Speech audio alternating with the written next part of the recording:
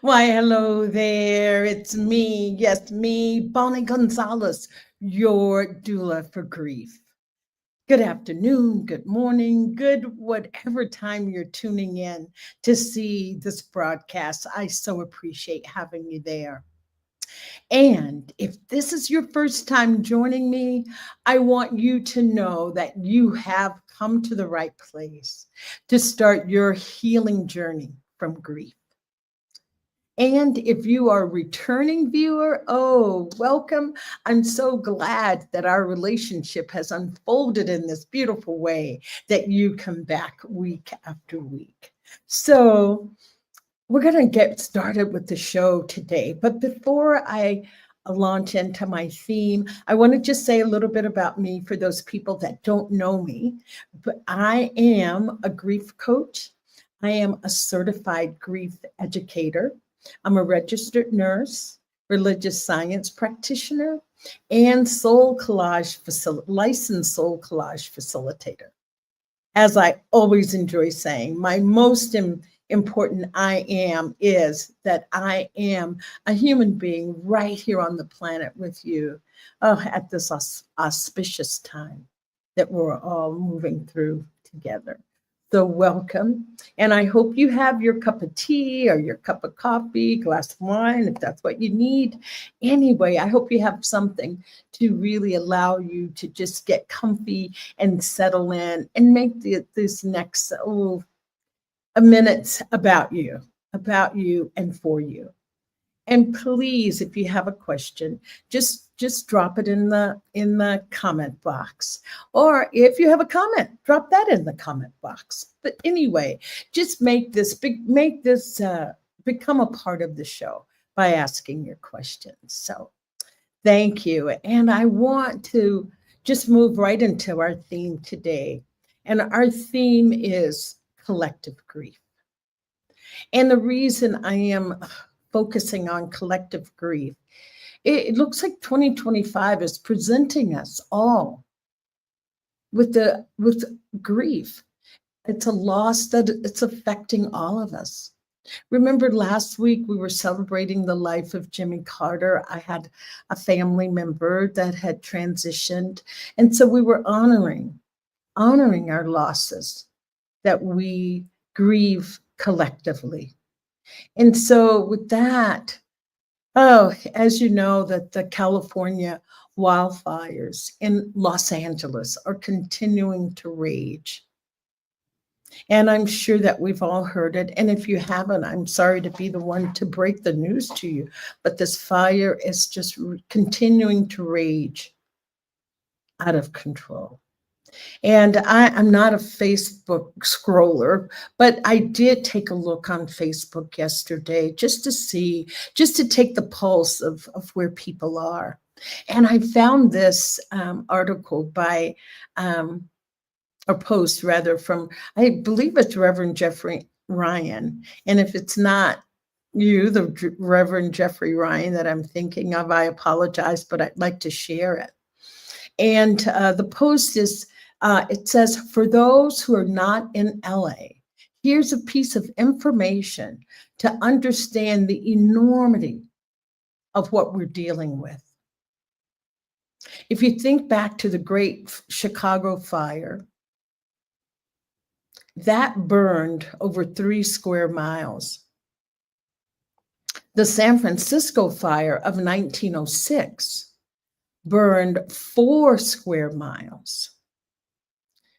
Therefore, then compared to the Palisades Fire, has burned over 25 square miles.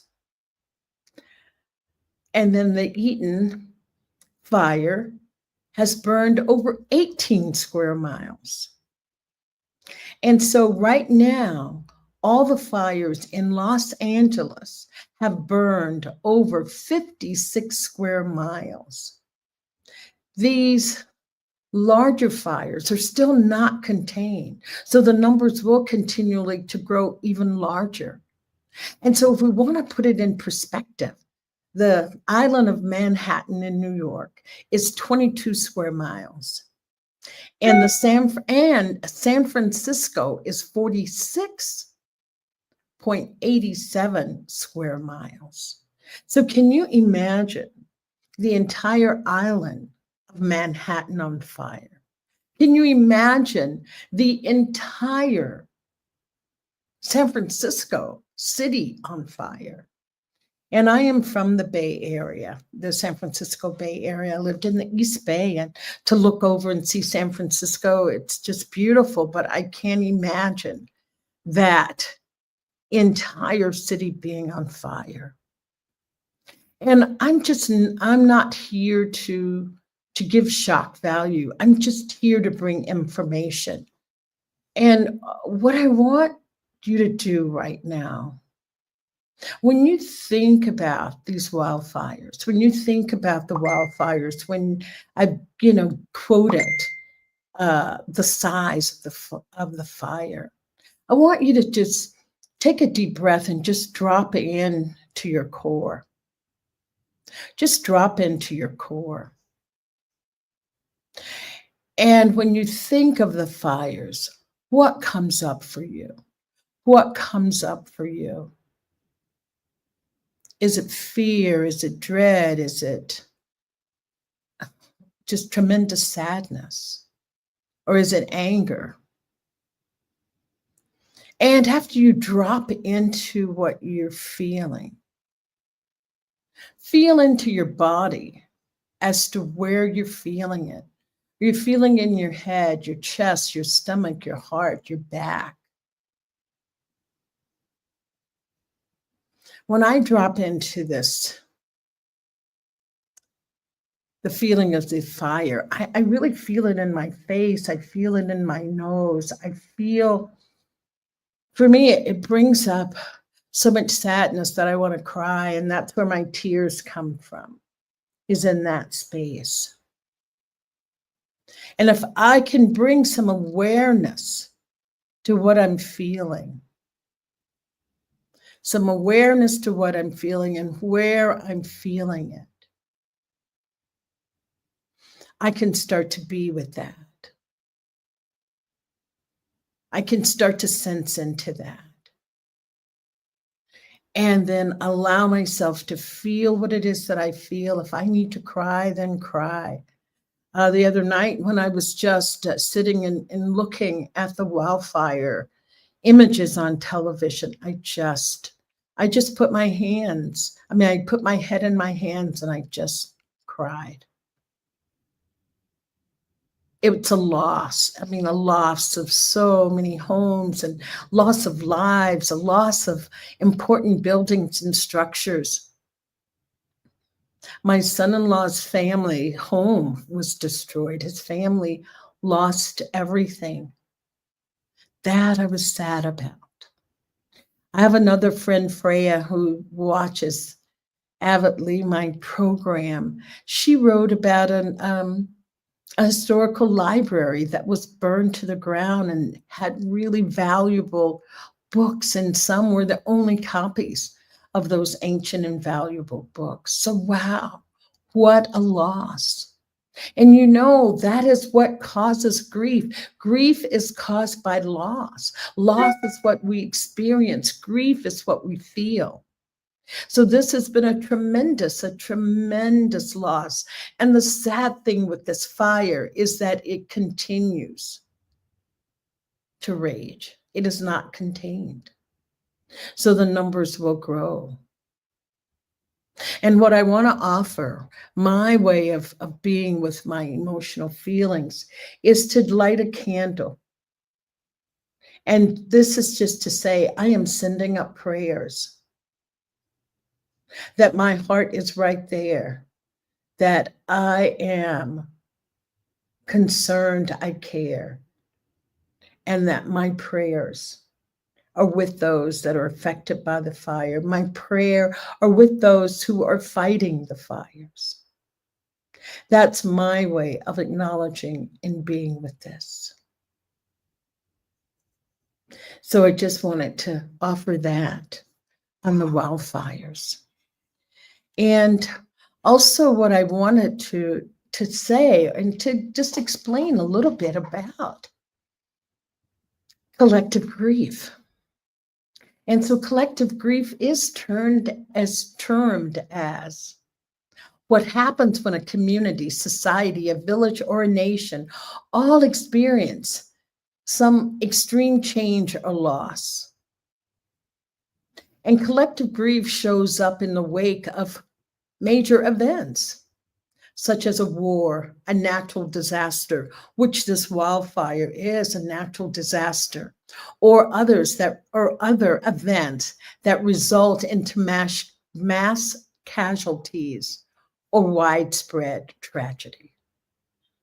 So just being with that, to know that that is what makes up collective grief, that many are affected by the loss. Therefore, many are put into grief. And I do this program, every week, and usually I try to mention or talk about what my beliefs, what I know a truth to be about healing from grief. And there are 3 components that are vital to heal from grief. And the first one is grief needs to be heard. Grief needs to be shared, and grief needs to be validated. So it needs to be talked about so that it can be heard. It needs to be shared with one another, and it needs to be validated.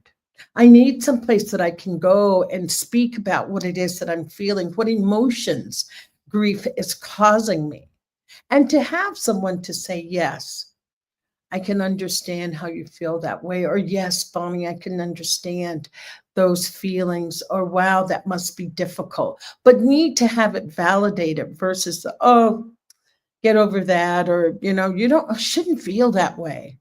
And I want to offer everyone in this moment, if we know someone who has been, touched by this tragedy or any others, never say to them, don't feel that way. If you can, allow them to have those feelings and allow them to talk through those feelings. So this is the opportunity that collective grief gives us. We get to talk about it. We get to hear about it. We get to share it. We get to have it validated. Those 3 components are there and being activated at all times when we're sharing and talking about our feelings around this collective grief. And this is different because when we're in our own personal griefs, we're not so inclined to talk about what we're feeling. We're inclined to keep it to ourselves. We're inclined to think, no one wants to hear about that. We're inclined to think, oh, I don't want to impose. Oh, I should be over it. We don't share our personal griefs in the way that we are allowed to share when we're in a collective grief situation. So yes, go out and talk to people, talk to a neighbor, talk to a friend. Yes, just allow yourself to share and allow yourself to listen. Allow yourself to listen to what others are saying and what you can do. And as we share our stories with each other, that's how we build bonds of connection. That's how we build those bonds of community and friendship. It's by sharing stories. Have you ever say for instance, maybe from the fire, you just struck up a conversation with a stranger about your feelings about the fire. They shared theirs. Before you know it, you've exchanged phone numbers. You've made a date to meet somewhere, not meet like hook up, but made a date to connect as friends.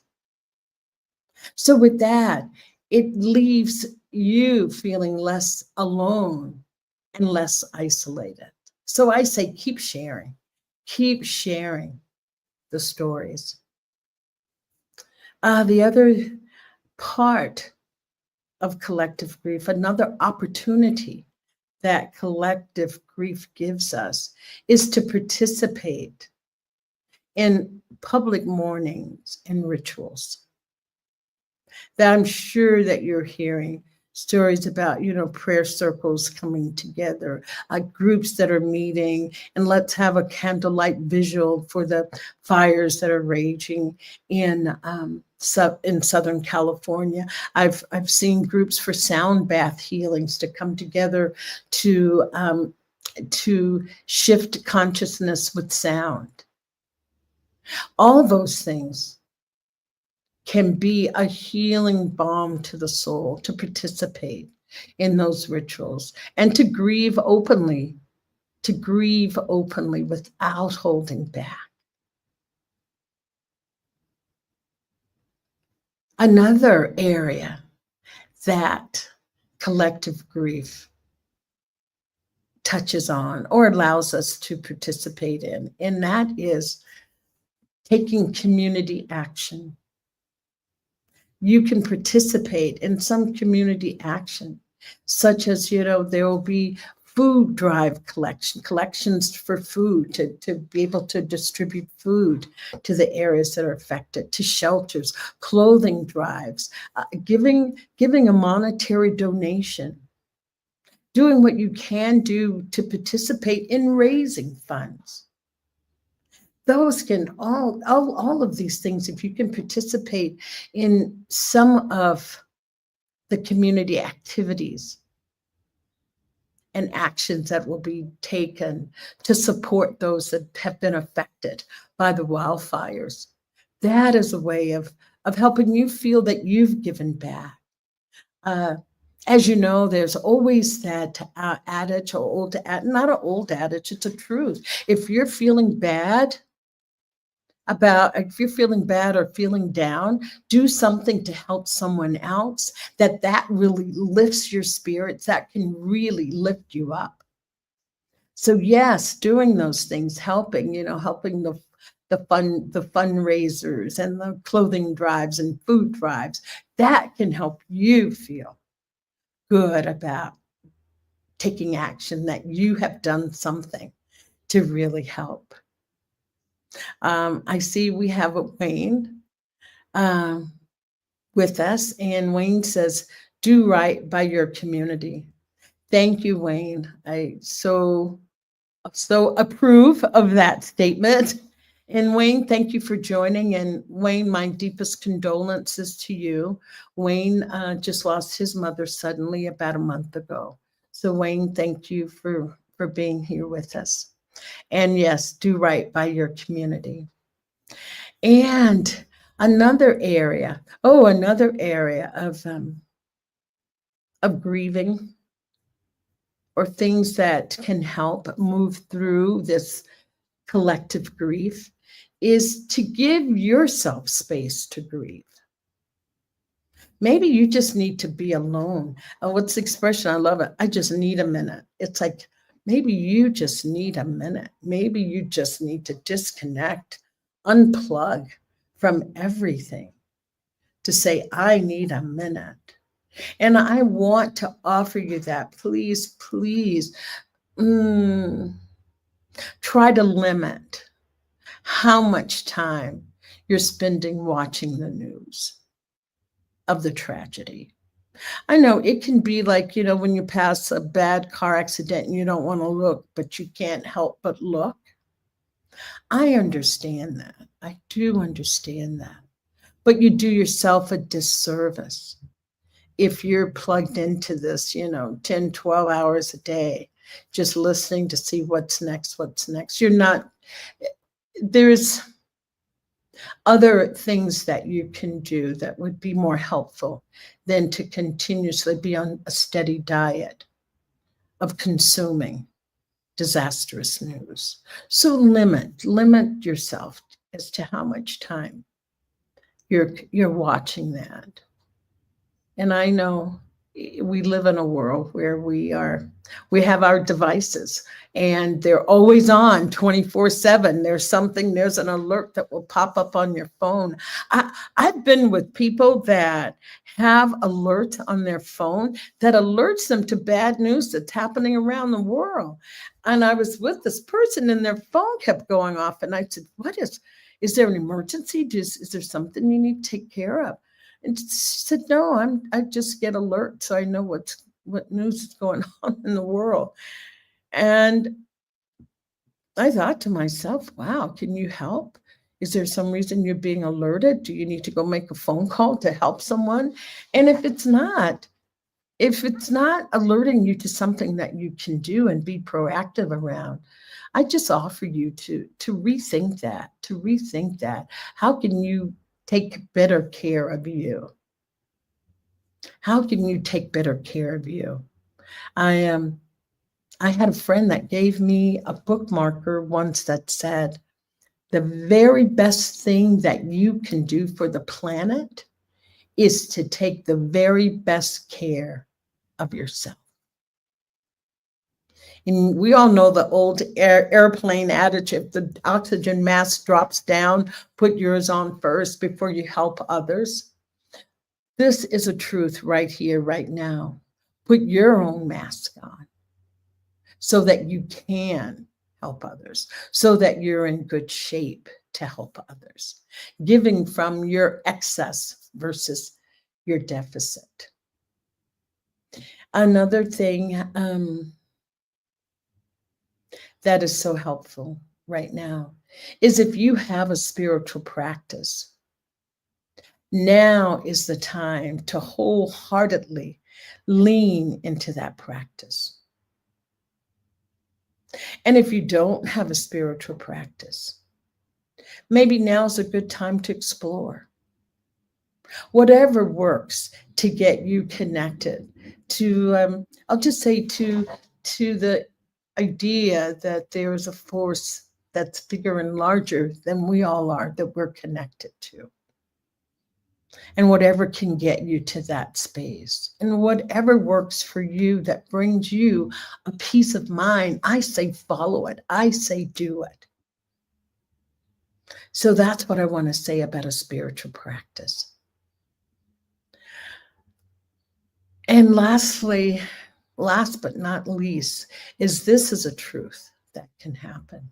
Don't be surprised if this big tragedy does not bring up other losses that you've experienced in your life. This is a common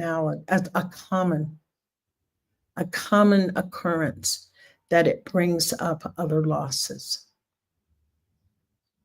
And if you need to, don't be ashamed to reach out for professional help. That's what people like myself are there for, coaches and psychologists, psychotherapists. That's what we're here for. We're here for those difficult times that you need a maybe shift in perspective. You need someone to help you see it with a new lens, a new set of eyes. And know that revisiting other losses during a time like this, there's nothing negative about you. It's just a truth of the human mind, the human psyche.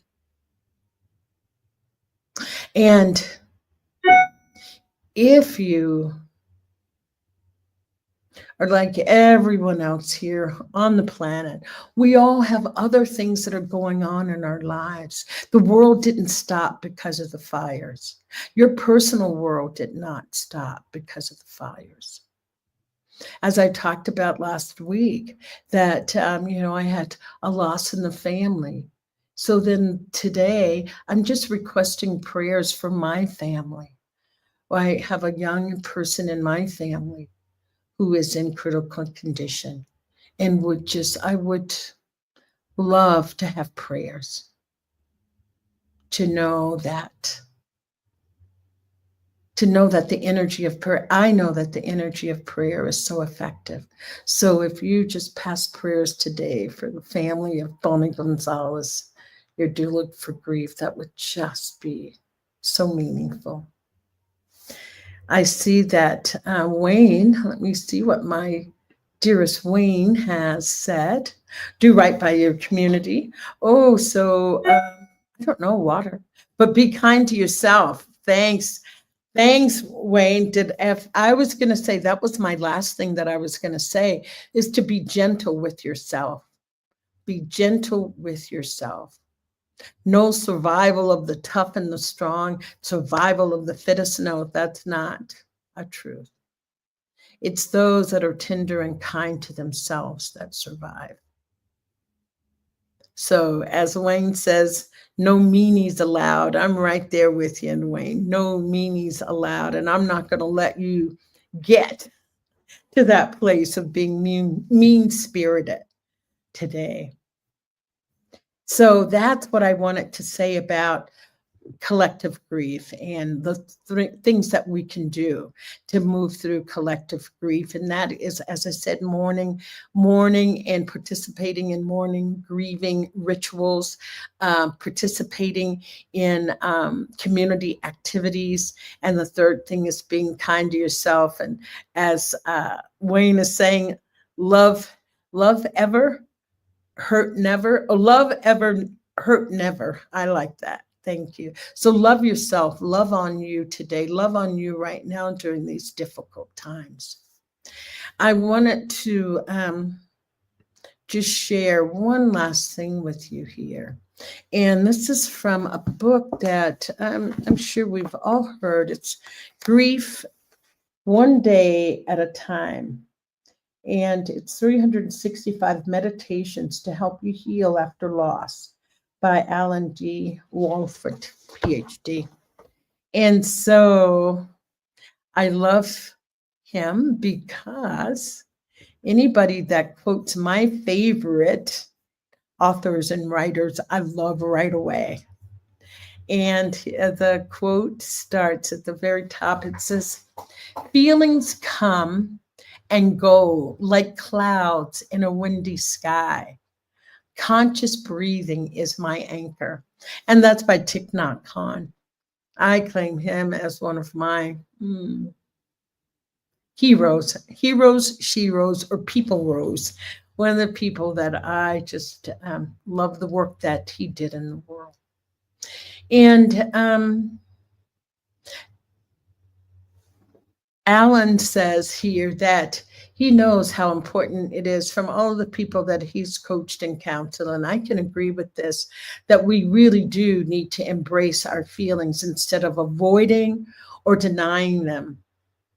That the more we can embrace our feelings, the more we can be with them. He says that the feelings begin to soften. And I say the more we can lean into what we're feeling, the less intensity it has for us, the less it's not so threatening and so overwhelming. When we lean into it, it loses its power. And so here's where I wanted to share with you what Alan has to say also about our feelings. He says, but sometimes our feelings of grief can be so overwhelming that in that moment, we need to calm them. If we don't, they'll literally knock us down. When this happens, we can turn to deep breathing. Breathing slowly and deeply is one way to turn off our stress reaction to our strong feelings and turn on relaxation. So as we're navigating this time of the fires that are continuing to rage, we can get caught up in really strong feelings, really emotional times or ties. We get tied in. And do you know we have something at our fingertips, at our beck and call, and it's not a mouse to click. It is the breath. Our breath is always, always here. We start life with the breath and we end life with the breath. So right now, we'll just talk about being able to breathe, to bring us back to center, to bring us back to that state of calmness. That's what the breath can do. It's a magic tool. I don't want to say magic bullet, but it's a magic tool that we have in our proverbial toolbox that we can pull out at all times. And here's what Alan just suggests that you do. Okay, so maybe you can try it with me, and I'm going to sit up and do it myself. So sit up, place your hands on your stomach, and then inhale slowly and deeply through your nose, letting your stomach expand as much as possible. So deep breath with your stomach, just, I call it like a balloon, ballooning out. And when you breathe in as much as possible, hold your breath for a few seconds before exhaling. And still with your hands on your stomach, exhale slowly through your mouth, pursing your lips like you're going to whistle. By pursing your lips, you can control how fast you exhale and keep your airway open as long as possible. When your lungs feel empty, start the cycle again by inhaling and exhaling. Repeat this at least 3 or 4 times. Notice how much calmer you'll feel already. So let's just do it once more. Okay, hands on your tummy. Exhale in as much as possible. Inhale in as much as possible. And hold it for just a few counts. And then exhale slowly with pursed lips.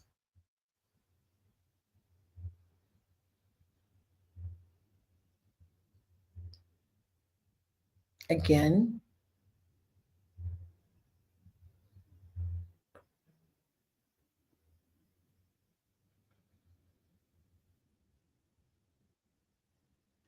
And just do that 3 or 4 times.